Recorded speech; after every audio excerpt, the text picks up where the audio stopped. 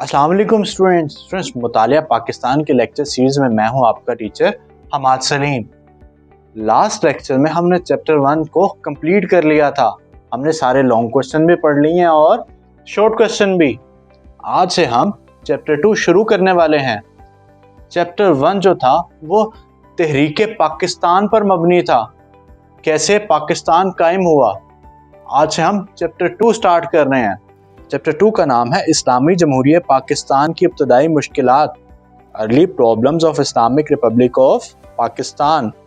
इस चैप्टर में हम प्रॉब्लम्स के बारे में पढ़ेंगे, उन मुश्किलात के बारे में पढ़ेंगे जिनका सामना पाकिस्तान ने अपने क़याम के फ़ौरन बाद किया। लॉन्ग क्वेश्चन नंबर 1 की तरफ चलते हैं। तो लॉन्ग क्वेश्चन नंबर 1 है, पाकिस्तान की इब्तदाई मुश्किलात क्या थीं? कोई सी 6 मुश्किलात बयान कीजिए। What were the early problems faced by the country after its creation? Explain any 6 of them. जवाब का आगाज हम बैकग्राउंड पस मंजर से करेंगे। अल्लाह ताला के फजलो करम से 14 अगस्त 1947 को बरे सगीर को तकसीम कर दिया गया। पाकिस्तान का क़याम अमल में आ गया, लेकिन कांग्रेस के साथ मिलकर हुकूमत बरतानिया, लॉर्ड माउंटबेटन और रेडक्लिफ ने एक कमज़ोर पाकिस्तान बनाने की कोशिश की जो ज़्यादा देर बरकरार ना रह सके और दोबारा से भारत में शामिल हो जाए। लेकिन पाकिस्तानी कौम के सब्र और मेहनत की वजह से ऐसा नहीं हो सका और आज भी पाकिस्तान कायम दाइम है और इंशाअल्लाह हमेशा कायम दाइम रहेगा। इसके बाद हम इब्तदाई मुश्किलात, अर्ली प्रॉब्लम्स का आगाज़ करेंगे। फर्स्ट हेडिंग हमारे पास आ जाती है, रेडक्लिफ अवार्ड की नाइंसाफियाँ, unjust award by Sir Radcliffe. Students, आपको याद होगा हमने चैप्टर 1 में 3 जून 1947 का मंसूबा पढ़ा था। इस मंसूबे में बताया गया था कि कौन सी रियासतें, कौन से इलाके पाकिस्तान में शामिल होंगे और कौन से इलाके भारत में शामिल होंगे। पंजाब और बंगाल की तकसीम के लिए एक हदबंदी कमीशन बनाने का फैसला हुआ था। इस कमीशन का चेयरमैन एक अंग्रेज वकील रेडक्लिफ को बनाया गया। रेडक्लिफ के साथ इस हदबंदी कमीशन में 2 मुस्लिम लीग के नुमाइंदे और 2 कांग्रेस के नुमाइंदे भी शामिल थे। रेडक्लिफ ने लॉर्ड माउंटबेटन, जो उस वक्त का वायसराय और बाद में भारत का पहला गवर्नर जनरल बना, के दबाव में आकर गैर मुनसिफाना तकसीम की। रेडक्लिफ ने बहुत से मुस्लिम अक्सरियती इलाके भारत में शामिल कर दिए, जैसे गुरदासपुर की 3 तहसीलें गुरदासपुर, पठानकोट और बटाला को भारत में शामिल करके कश्मीर का रास्ता दिखा दिया।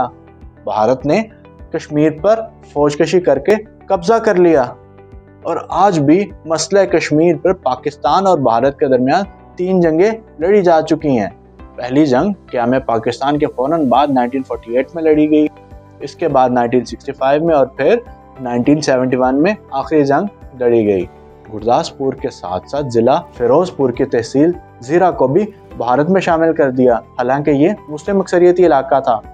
इसको भारत में शामिल करने का मकसद पाकिस्तान के पानियों का कंट्रोल भारत को देना था, ताकि भारत पानी को बंद करके पाकिस्तान को कमज़ोर कर सके। नेक्स्ट हेडिंग हमारे पास आ जाती है, इंतज़ामी मुश्किलात, एडमिनिस्ट्रेटिव प्रॉब्लम्स।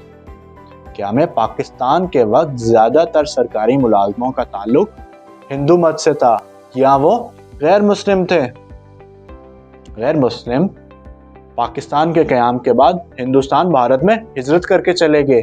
जाते जाते वो दफ्तरी रिकॉर्ड ज़ाया कर गए। सरकारी दफातर में स्टेशनरी नहीं थी, टाइपराइटर्स नहीं थे, फर्नीचर नहीं था। इस वजह से एक नौज़ायदा रियासत को बहुत सी मुश्किलात का सामना करना पड़ा। नेक्स्ट हेडिंग हमारे पास आ जाती है, मुहाजिरीन की आमद, अराइवल ऑफ रेफ्यूजीज़। अब तकसीम के बाद जब पाकिस्तान और भारत बन गया तो भारत में रिहाइश पजीर मुसलमानों ने पाकिस्तान हिजरत करने का फैसला किया। कुछ मुसलमानों का ख्याल था कि भारत में रह लिया जाए, लेकिन हिंदुओं और सिखों ने उनका कत्लेआम शुरू कर दिया, घरों को आग लगाना शुरू कर दी, जिसके बाद मुसलमान हिजरत करके पाकिस्तान आ गए। हिजरत के दौरान भी कई मुसलमानों ने अपनी जानें गंवाईं, लाखों मुसलमानों का कत्लेआम किया गया, इज़्ज़तों को पामाल किया गया। जब मुसलमान हिजरत करके पाकिस्तान पहुँचे तो यहाँ पे हुकूमत ने उनके क़याम के लिए आर्जी कैंप बनाए। यहाँ के मुकामी लोगों ने अपने घरों के दरवाजे खोल दिए इतनी बड़ी तादाद में हिजरत दुनिया में पहले कभी नहीं देखी गई थी। हुकूमत और अवाम दोनों ने मुश्तरका कोशिशें करके मुहाजिरीन की आबादकारी को मुमकिन बनाया और भारतीय साजिशों को नाकाम कर दिया। नेक्स्ट हेडिंग आ जाती है असासों की तकसीम, डिवीजन ऑफ एसेट्स। बरे सगीर को तकसीम किया गया तो बरे सगीर के असासों को भी तकसीम किया जाना था। तकसीम के वक्त बरे सगीर के रिजर्व बैंक ऑफ इंडिया में 4 बिलियन रुपए की रकम थी। पाकिस्तान ने अपने हिस्से का मुतालबा किया तो भारतीय सियासतदानों ने टाल मटोल की पॉलिसी को अपनाया। बैनुल अक़वामी दबाव पे पाकिस्तान के 750 मिलियन रुपए के हिस्से में से 200 मिलियन डॉलर के हिस्सा पहले दे दिया गया। इसके बाद भारतीय वजीरों ने पाकिस्तान को ब्लैकमेल करना शुरू कर दिया कि अगर पाकिस्तान कश्मीर पर भारतीय हक को तस्लीम कर ले तो पाकिस्तान को बकिया रकम भी दे दी जाएगी, लेकिन पाकिस्तान को ये किसी सूरत भी मंजूर नहीं था। गांधी ने बैनुल अक़वामी दबाव में आकर हुक्मरानों को शर्मिंदा किया, भूख हड़ताल की, जिसके बाद पाकिस्तान को 500 मिलियन रुपए दे दिए गए। आज भी 50 मिलियन रुपए का पाकिस्तानी जायज हिस्सा भारत के पास मौजूद है, जो पाकिस्तान के हवाले नहीं किया जा रहा। नेक्स्ट हेडिंग आ जाती है फौज की तकसीम, division of arm forces. Bharat और पाकिस्तान की तकसीम के बाद फौज की तकसीम का मरहला आया तो भारत फिर टोल मटोल करने लगा। भारत चाहता था पाकिस्तान को कमजोर रखा जाए, पाकिस्तानी फौज ना हो, ताकि भारत जब चाहे पाकिस्तान पर कब्जा कर ले। बरतानवी कमांडर इन चीफ ने भी इसी ख्वाहिश का इजहार किया, लेकिन मुस्लिम लीग ने इस मौक़िफ़ को कभी तस्लीम ना किया। लेकिन मुस्लिम लीग ने इसकी शदीद मुखालफत की। बिलाखिर हुकूमत बरतानिया को पाकिस्तान के मुतालबे को मानना पड़ा और पाकिस्तान के लिए 36% शेयर यानी कि 36% हिस्सा और भारत के लिए 64% शेयर मुकर्रर हुआ। इसके साथ साथ भारत के अंदर उस वक्त 16 ऑर्डिनेंस फैक्ट्रीज मौजूद थी। ऑर्डिनेंस फैक्ट्री हम कहते हैं असला साज फैक्ट्रियों को, जहाँ पे असलहा बनाया जाता है। उनमें से कोई भी फैक्ट्री मुस्लिम अक्सरियती इलाकों में जहाँ पे पाकिस्तान बनाया गया वहाँ पे मौजूद नहीं थी। अब जब इनको तकसीम करने की बात आई तो भारत इस पर भी रजामंद नहीं हुआ। इसके बदले हुकूमत बरतानिया ने पाकिस्तान को 60 मिलियन रुपए देने का वादा किया, लेकिन ये भी आज तक हमें नहीं मिल सके। फौजियों की तकसीम की बात आई तो कांग्रेस ने इसमें भी मसाइल पैदा करना शुरू कर दिए, जिसके बाद बरतानवी कमांडर इन चीफ ने दिल बर्दाश्ता होकर इस्तीफ़ा दे दिया। इसके बाद फौजियों को ये इख्तियार दे दिया गया कि वो अपनी मर्जी से पाकिस्तान या भारत में शामिल हो जाएं, जिसके बाद मुसलमान फौजियों ने पाकिस्तानी फौज में शामिल होने को तरजीह दी। इसके बाद हमारी लास्ट हेडिंग आ जाती है दरियाई पानी का मसला, कैनाल वाटर प्रॉब्लम। दरियाओं के हवाले से एक बैनुल अक़वामी कानून है कि अगर एक दरिया 2 ममालिक में 2 रियासतों में बहता है तो किसी रियासत को यह हक हासिल नहीं है कि वो उस दरिया का पानी रोक सके या दरिया का रास्ता बदल दिया जाए। पंजाब 5 दरियाओं से सैराब होता है, दरियाए सिंध और उसके मावन दरिया। 3 दरिया रावी, सतलुज और ब्यास भारत से होके आते हैं। अप्रैल 1948 में भारत ने इन 3 दरियाओं का पानी रोक लिया।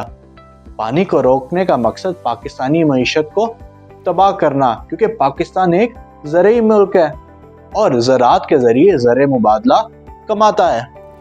वर्ल्ड बैंक ने इस सूरत हाल का जायज़ा लेते हुए 1954 में पाकिस्तान और भारतीय नुमाइंदों को इकट्ठा किया और चंद तजावीज़ दी। बहुत बहस व तकरार के बाद 1960 में दोनों ममालिक के दरमियान सिंध ताज मुआहिदा इंडस वाटर ट्रीटी साइन हो गया। इस मुआहिदे के मुताबिक भारत को ब्यास, सतलज, रावी, जबकि पाकिस्तान को चनाब, जहलम, सिंध यानी कि 3 दरियाओं का कंट्रोल दे दिया गया। लेकिन इसके बावजूद भारत कभी ना कभी पाकिस्तानी दरियाओं का पानी भी रोक लेता है। यहाँ पे हमारा आज का लेक्चर ख़त्म होता है। आज के लेक्चर में हमने लॉन्ग क्वेश्चन नंबर 1 को स्टडी किया। सबसे पहले हमने रेडक्लिफ की नाइंसाफ़ियों को देखा, इसके बाद इंतज़ामी मुश्किलात को पढ़ा, پھر مہاجرین کی آباد کاری میں پاکستان کو کیا مشکلات درپیش ہوئیں، اثاثوں کی تقسیم کیسے ہوئی، فوج کی تقسیم کیسے ہوئی، اور لاسٹ پہ ہم نے دریائے پانی کے مسئلے کو اسٹڈی کیا۔ نیکسٹ لیکچر میں ہم لانگ کوسچن نمبر 2 پڑھیں گے۔ تب تک کے لیے اللہ حافظ۔ چینل کو سبسکرائب کریں، ویڈیو کو لائک کریں، اور اگر آپ کا کوئی کوسچن ہے تو کوسچن آپ کمنٹ سیکشن میں پوچھ سکتے ہیں۔ چینل کو اور ویڈیو کو اپنے دوسرے اسٹوڈنٹس کے ساتھ شیئر کریں تاکہ وہ پاکستان اسٹڈیز کے لیکچرز کو لے سکیں اور اپنی کنفیوژنس کو دور کر سکیں اور بورڈ میں اچھے مارکس گین کر سکیں۔